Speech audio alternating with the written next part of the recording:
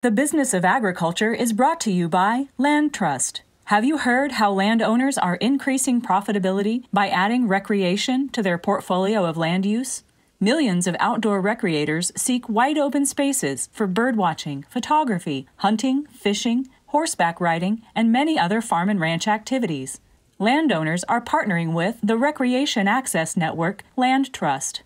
Land Trust is an online platform connecting recreators with landowners for outdoor experiences on their land to increase profitability. Visit landtrust.com/BOA, as in Business of Agriculture, to learn more. That's landtrust.com/BOA.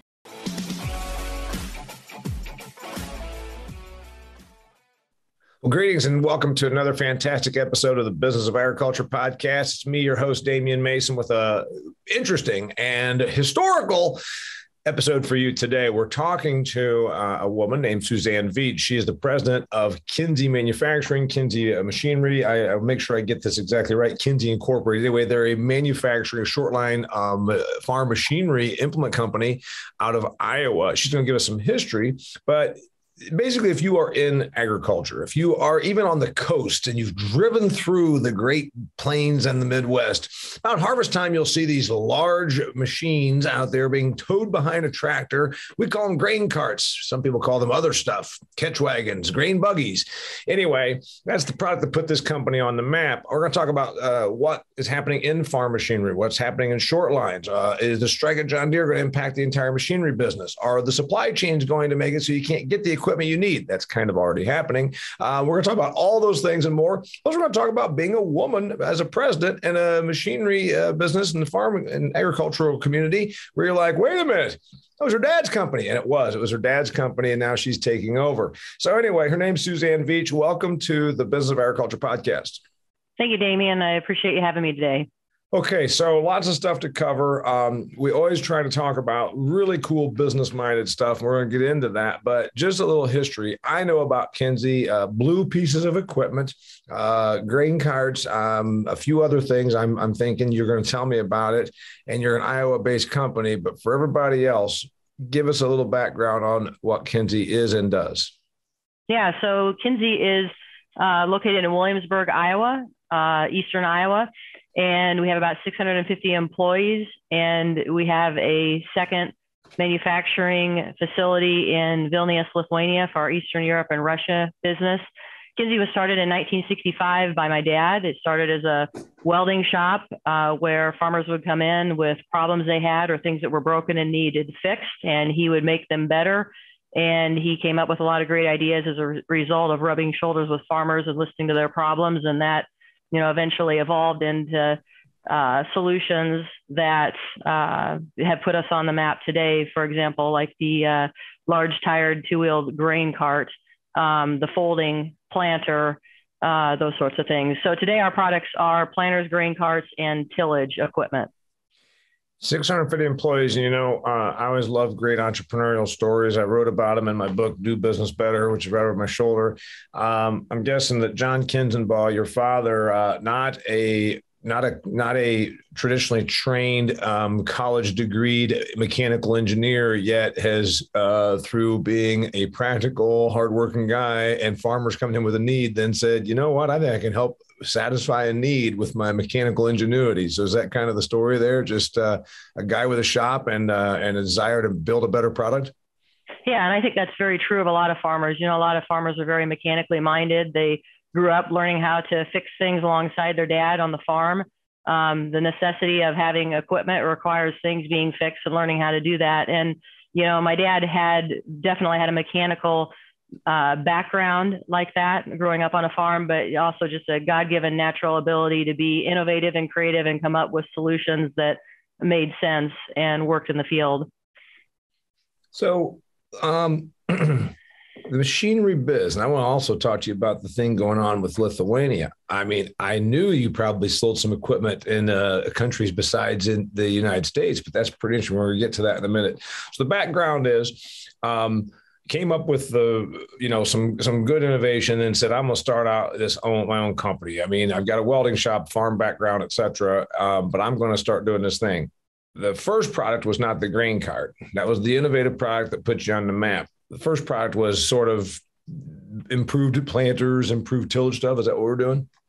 Yeah, a lot of one-off projects, like he made a 4-wheeled grain cart, anhydrous bar, repowered tractors, very early on, put Detroit diesel engines in John Deere tractors. And also his first patent was a 12-bottom adjustable plow. And he had that mass produced through a friend of his, Bill Dietrich, at DMI Manufacturing out in Illinois. So again, a lot of one-off products, and eventually those turned into mass-produced, like the plow that DMI produced, and then of course for Kinsey, the 2-wheeled grain cart, which was our first mass-produced product. I'm sure that, it predates you, the story behind the first grain cart. So I'm a kid growing up on a farm in Indiana. We used gravity bed wagons or gravity wagons. And to look at them now, that seems very quaint because the average hopper in the average combine holds about 2 times as much as a little Parker brand gravity wagon did in 1975, let's say. Most people probably are like, okay, what are you talking about? Well, it was just a hopper wagon, if you will, that, you pulled up and that way the grain tumbled out the side of it. Then we kept getting more yield and we kept seeing a need for bigger, better products. What do you think happened there? Your old man was sitting there one day and one of his farm buddies says, you know what I really need, John? I need a bigger piece of equipment I can drag around in that field right next to my combine. Is that what happened? Well, really, I think it had to do with, yes, certainly that is probably true. But that particular year, I believe it was wet, and the issue of trying to get things efficiently in and out of the field without getting stuck. And, like a 4-wheeled wagon was much more easy to get stuck than something with large flotation tires. And that was an idea he had to put on a grain cart. And of course, today grain carts, you see pretty much all of the features are copies of what he did back in the early 70s with the 2-wheeled grain cart. And that's what we know today. And of course, grain carts are in very large capacities. Also, interesting note, that like Parker-like gravity wagon that you mentioned, his friend, Bill Dietrich, at DMI made those, and my dad promised him to not compete. So we never got into that business of those gravity carts. And instead, we went the direction of the dual auger 2-wheeled grain carts that, of course, we know today. They come in many different sizes. As production has gotten a lot more efficient, the grain carts, as you said, they're much, much bigger today than when you were a kid. Did the first grain cart, grain buggy, what's the other words you hear for them when they call you up? Those are the 2 that I would use. Or wagons maybe years ago, but yeah, grain carts typically. That's what we call them today. Did the first one, Susie, have a auger on it, or did that come on the second generation? The 2-wheeled one would have. He had a one-off 4-wheeled grain wagon, I guess you'd call it, that he made for a local farmer, but the first 2-wheel grain cart would have been an auger wagon. Sure.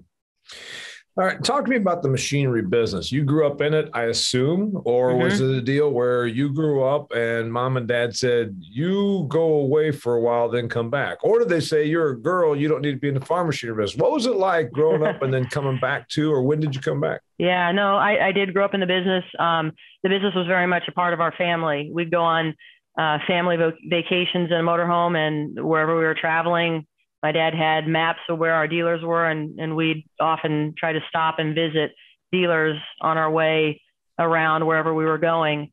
And then of course, the business was a part of our lives. A lot of our events and activities we were very involved in. And that's one thing I have to say that I really appreciate about my dad is he always involved my brother and I in whatever activities were going on that we could be with him, whether it was moving dirt in the bulldozer to build his next building. I spent many hours riding with him in equipment. And then as I got older and enjoyed coming out to the office with him, in the summer when I was out of school, I'd sit in meetings with him. I always loved the business and our people. And that's what makes our company great is the people that we have. And so, as a kid, I rubbed shoulders with many of our employees and was very involved. So, I knew one day that I may have interest in being involved in the business, which is why I went to Iowa State and got a business degree.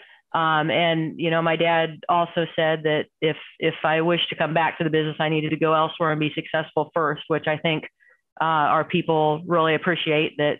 I went somewhere else, saw the large size of business because I worked for Caterpillar after college for a number of years, and then came back. And it was, I've interned with other very large companies during my time in college, and no matter what company I've worked for over the years prior to coming to Kinsey, of course, I worked some summers here at Kinsey as a kid too, and really worked through a lot of the different departments, in the organizations when I was much younger.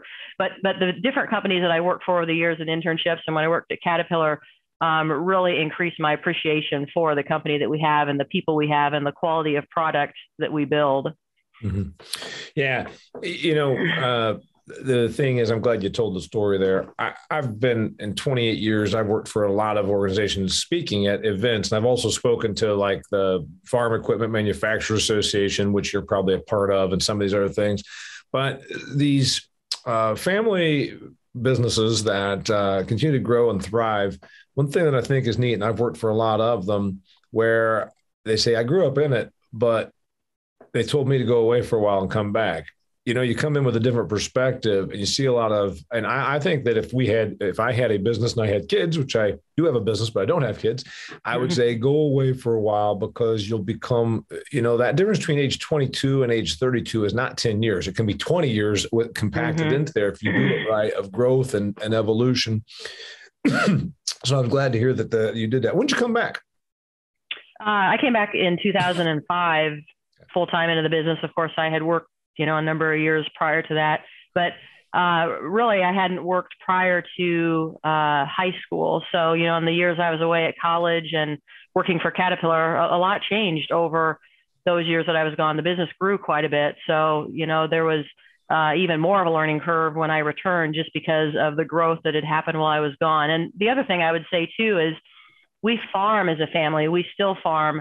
My husband and I farm today. My dad always farmed, as an owner of the company. And that gives us a unique perspective because we use our equipment. Yeah. We know the farmers' frustrations and challenges in the field. I was driving equipment at the young age of 8 or 9 or 10 years old. The tractor and grain cart was the first thing I drove by myself, run alongside the combine. And so, understanding how the equipment works and using it and being out in the field is a great perspective of being a business owner for a company like ours, because, a lot of our competitors, the executives, they don't farm because that's not their backgrounds, and that's not something that they choose to do. So I think that makes us very unique as a company in agriculture. I'd agree with that. Yeah, it's the one thing to say I went to a product demo. I got out of my office and went to a product demo, and it's another thing to say, no, hell, I use these things every day. Talk about the machinery biz. We talk about two evolutions: the evolution of Kinsey. Well, we talk about three evolutions: the evolution of you as a professional, the evolution of the company, also the evolution of the business. We already talked about the size. Yeah, they've gotten bigger. They have more bushels because we get more bushels per acre because we're so darn good at production agriculture. You need bigger equipment, yada, yada. What else has evolved? There still are small specialty companies, short lines, I guess you call them, doing like what you do. I'm thinking of the ones I see around, and you know way more about it than I do. Badger, Kinsey, Sunflower, these different things like this. Then there's also consolidation. Kind of to walk us through that to the person that uses the equipment, doesn't completely have her finger on it every day like you. What's going on? Yeah, well, I would say that as you look at the equipment manufacturing business, there's been a lot of consolidation over the years, more recent years, where the big companies are gobbling up the little companies. And it's sad to see, those smaller companies go away, because many of them often are very innovative like we are. And once a big company acquires them, typically you see that innovation get lost, just because of the sheer size and the way that big companies do business. So Susie, typically, whether it's farm machinery or any other thing, because I see it, you see it, big companies, it's all about being big, economies of scale, commoditization. How much can we get 3 more cents per minute off of the line versus the smaller, more nimble companies? They can't just compete on economies of scale. They're saying 3 cents is neat, but you know what? We need a complete shift. We need something completely different. And that's how that whole thing works. You've probably got folks still, even at your size, that are over there saying, nah, let's just completely change this up. And that maybe doesn't happen to the biggers. Is that what's still happening? Yeah. And I think, being privately owned and being involved in the business, some owners own a company, but they're absent. And I think there's a big difference about owners being actually in and day-to-day involvement of the business, like I am and like my dad is. And, we can make decisions very, very quickly. Now, that doesn't mean we make rash decisions. It can lead to that. You definitely need some structure, and we have an executive team that we lean on very heavily, and we try to get as much advice as we can from the right people when we're making a major decision. But, the difference with a company like ours is we can make those decisions. We don't need, a committee and to run it up the ladder and all the different things that you see at the big companies that often encumber them from progress because it takes them too long to make a decision because they have to get so many people involved. And, it may have to mean certain things budget wise. There's times when we see an opportunity that we may say, okay, that's not in the budget, but this is an opportunity. We need to take advantage of it.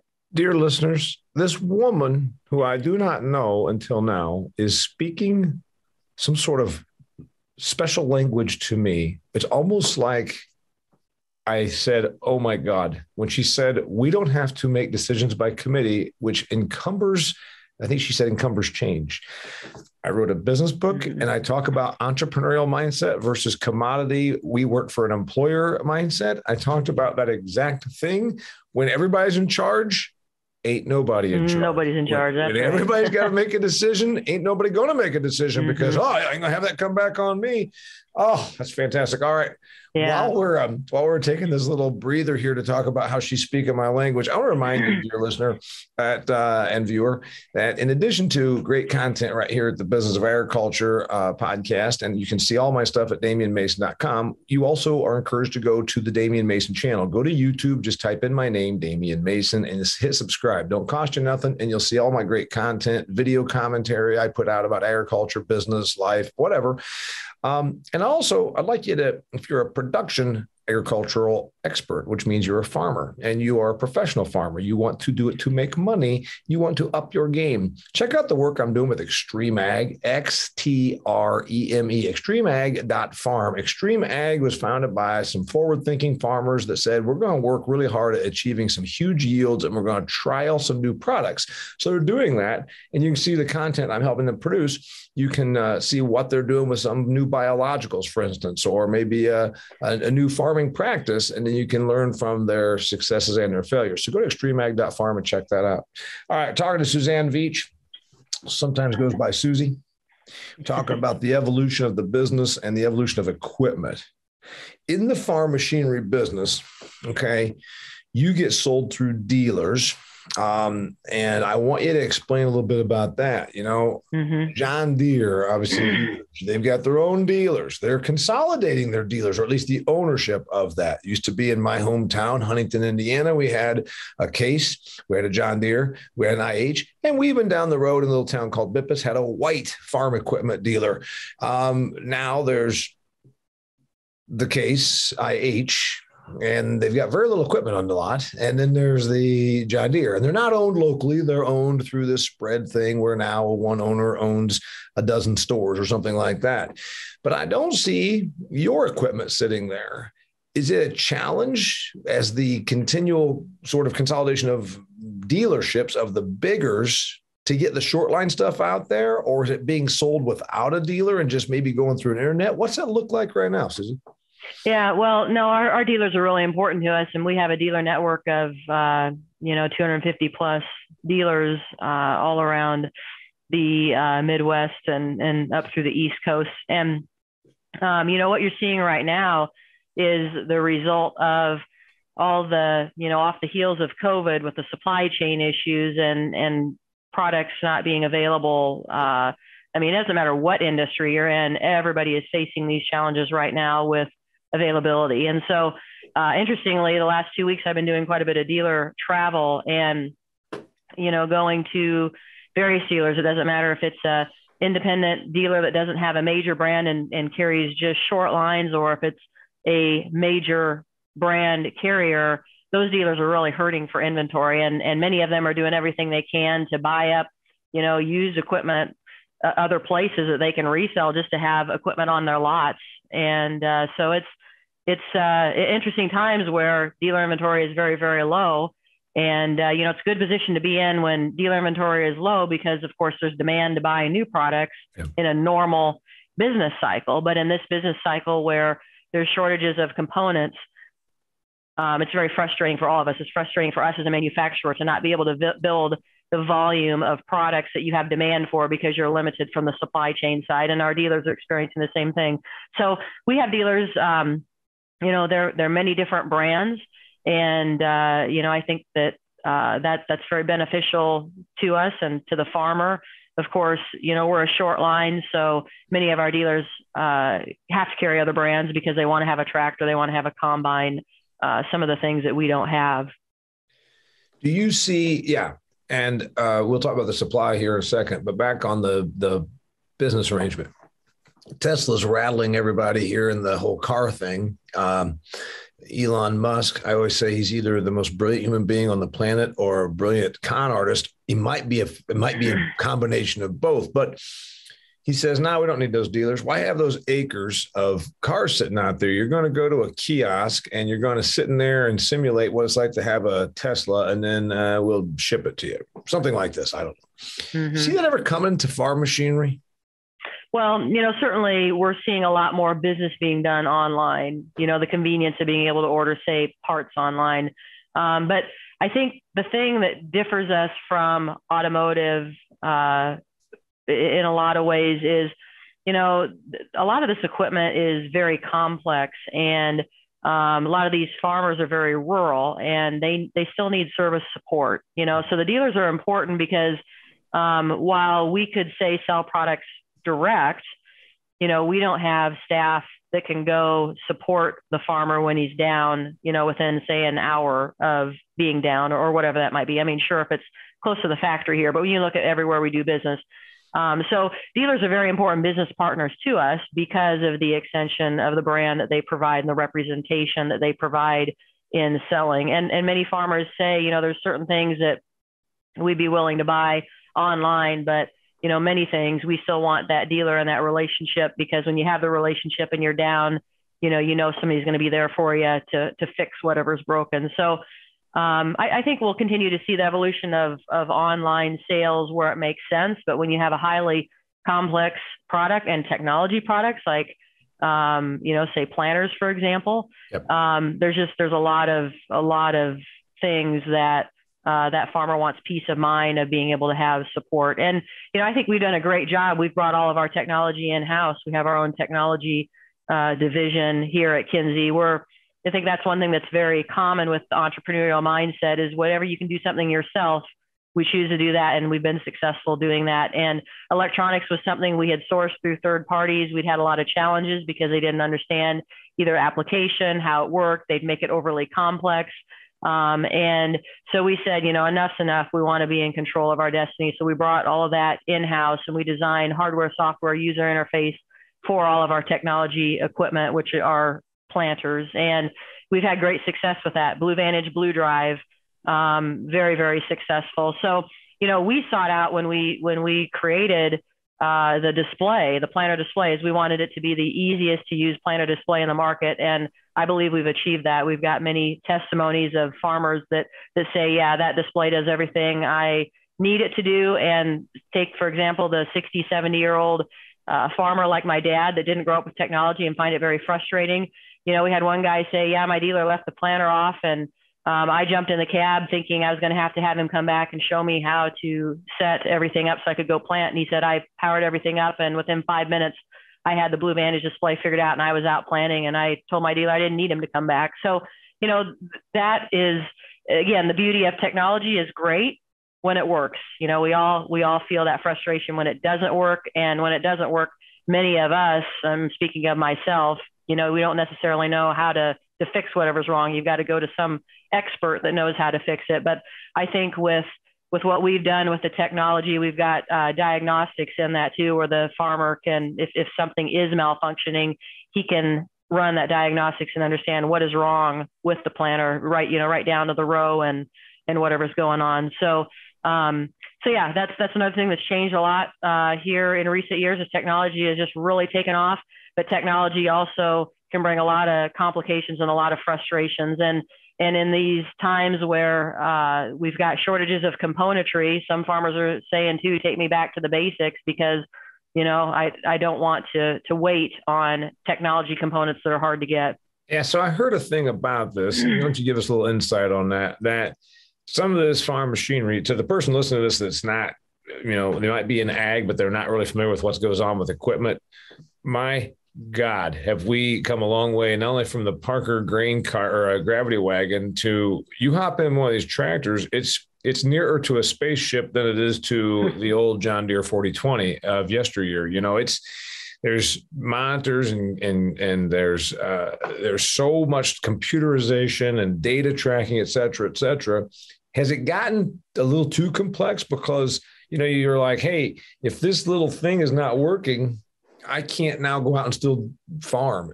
Are we at a point where, like, man, we got to straighten out a couple more things? Because, and there was even some legislation proposed about this, about being able to fix your own stuff. Give me the lowdown on that. Yeah. That's a double-edged sword in that, on one hand, farmers should be able to take equipment where they want to take it to be fixed. On the other hand, if you're going to give people access to your code and they're going to be making modifications, it could be a very dangerous thing, because that equipment is very, very large in the field, very heavy equipment. And you have something like that malfunction going down the road that can be very, very serious. So that's a double-edged sword and probably a whole nother topic for another day. But I think, that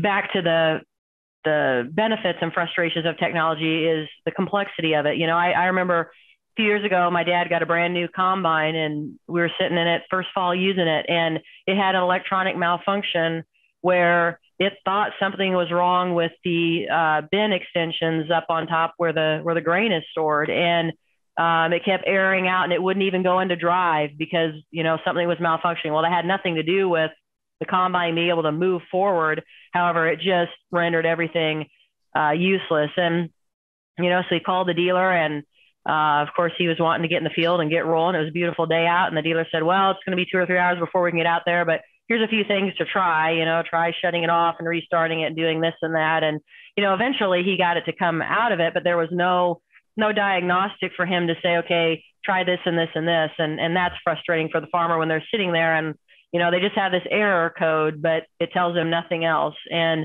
it's frustrating. And so, that's why we've worked really hard on the diagnostic piece of what we do, because we understand that frustration. Again, the difference of us being active farmers and farming versus just an executive sitting in a business and looking for what's that next thing we can make. Yeah. You've got to stay on the cutting edge of technology, but you've also got to be practical and smart. And I think that's something that really differentiates a privately held company. You look, the farmer is very entrepreneurial, and how he runs his business has a lot of risk. But the common sense factor is so important and such a big part, I think, of agriculture and farming. Susie, you talked about the ability to get the stuff. Right now, we've got this thing happening everywhere in every sector. And there are people that didn't know what, had never heard of nor used the word supply chain until a few months ago. Now it's in their vernacular, and they even might kind of understand it a little bit. Those of us that maybe were a little more familiar with it kind of saw it coming. I did. I shot a video. It was even carried on Forbes about the pig thing. A friend of mine called me up. He always turns to me for ag information. He says, Why are they killing pigs instead of like processing them? Like, why don't they just hold on to them? I said, where would you put them in your house in the suburbs of Chicago? We're going to put them. People don't understand it. Yeah. Now they're starting to see it when they go to the store. Our farmers are seeing it when they said, holy crap, I need parts.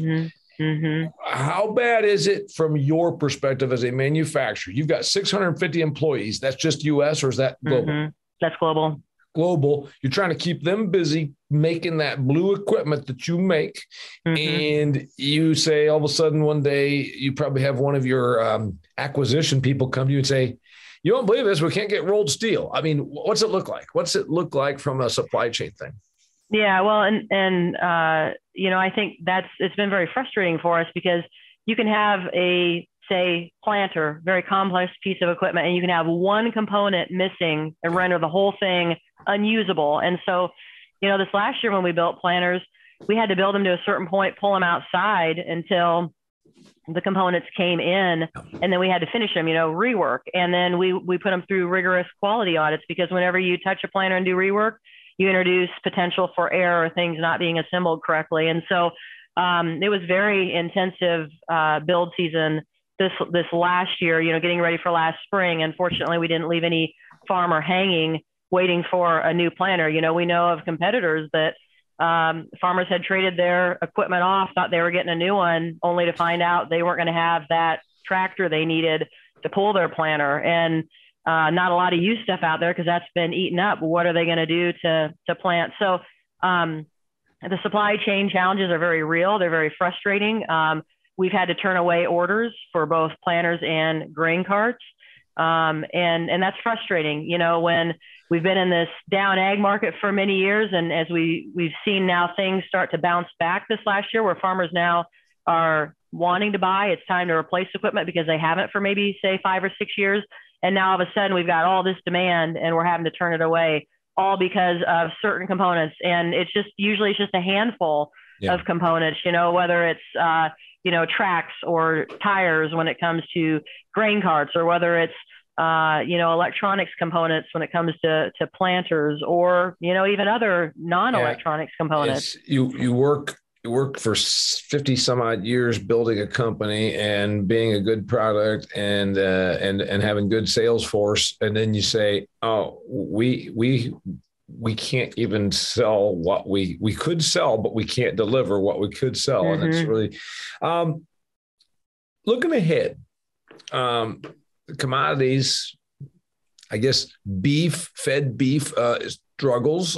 Dairy's a little above break even, from what I understand. Tree products and some specialty produce did not do well. But in the world of corn, wheat, and soybeans, where you mostly live, meaning that's where you mostly sell to, had a hell of a year. Farm people, when they have a hell of a year, like to go and reinvest, take that money and put it into new stuff.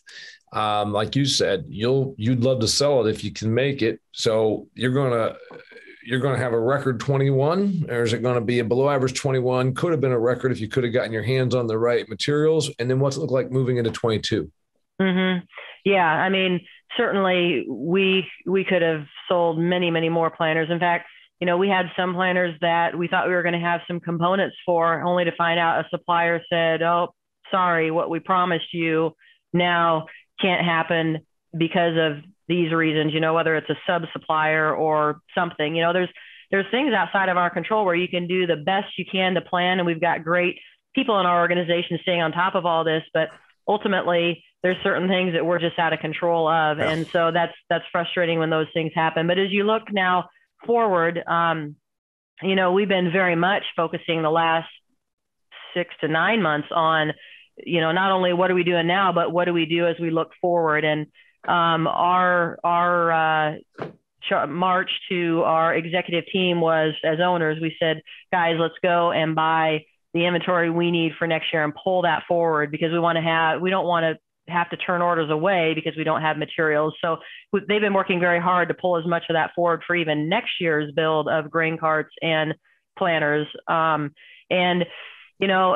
we're doing everything we can, but we are at the mercy of availability, and we've got great suppliers, but many of those suppliers, again, can only get so much of whatever material and are limited as well. So I think as we look into the next year or so, and a lot of the different advisors and experts that are studying the industry. I mean, people that do this for a living say this is unlike anything we've ever experienced, and it's difficult to find the trends and patterns because we don't have, previous experience, or things are all over the board. But I think we're going to see this, and I don't think this is just something that's going to end in 6 to 12 months. I think best case scenario, maybe 18 months, maybe longer. I hope not.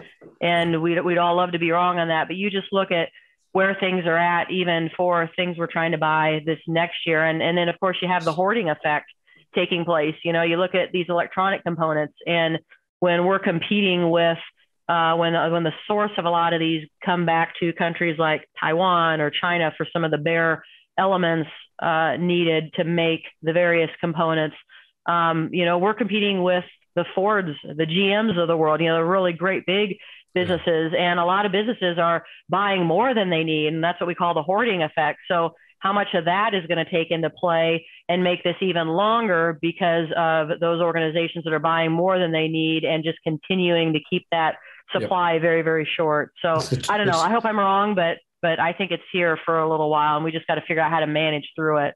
The toilet paper effect comes to farm machinery, and it's not just for a few months' time. I agree with you, and it's a mess. Do you see us? This is my last question. Do we finally get caught up and we work so hard that we make all this machinery and we're glutted? We go from being thin to being fat. I see that happening because that tends to be the pendulum effect and whatever. We'll go to where we're oversupplied on farm machinery, and then all of a sudden you're selling stuff at very low margin because you caught up and made too much. Mm-hmm. Yeah, that certainly could happen. In fact, we have executive meetings weekly, and my dad was in a meeting we had just this morning, and he said the same thing. He said, we've got to be very careful as we do all these things to also not go the other way, where we have too much at too high of a price, and now we got to sell it off, and maybe the market has come back down. So that's the risky part of our business. No different than the farmer has a risk trying to decide, do I sell my corn right now at, if I think, say, $5 is a high right now, let's say that's the price, do I go ahead and sell a bunch of it, or do I wait thinking it'll go up because I might wait too long and it'll go down? And certainly, the farmer has no control over the market price. So he's got to take the gamble and the risk of selling when he thinks it's at the highest. So in the same way, we're taking the risk of, we're trying to get as many components as we can based on what we think we can sell, but not be caught in that if the market changes,